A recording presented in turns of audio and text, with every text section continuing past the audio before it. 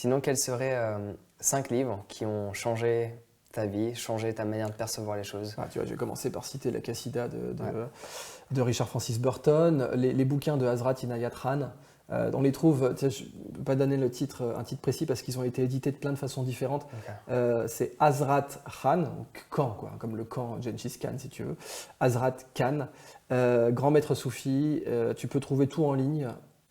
C'est des morceaux de sagesse. Comment dire? Tu as l'impression, le sentiment que j'ai eu après en avoir lu un, c'est le sentiment que tu aurais après avoir mis les mains dans la merde et que quelqu'un te file une serviette.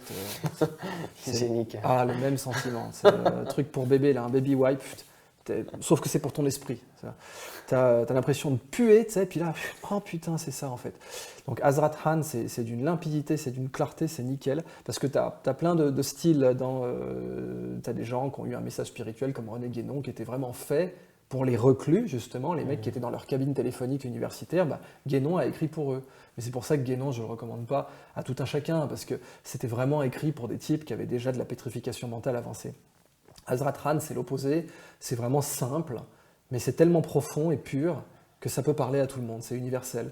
Donc voilà, je recommande La Cassida de Burton, ou les travaux de Burton en général. Mais ça, c'est un poème, c'est vraiment magnifique. Bien entendu, Hazrat Khan.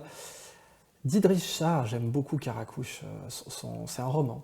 Karakouche, c'est un roman sur l'histoire de Massoud. Donc c'est du Massoud romancé, avec les noms un peu changés. C'est méga bien écrit. Encore aujourd'hui, c'est un des plus gros livres que j'ai lu, et je l'ai lu en 24 heures. Alors que le machin, c'est un pavé. Hein. Mais tu l'attaques, c'est ce qu'on appelle un page turner, tu l'attaques, pouf, t'es parti.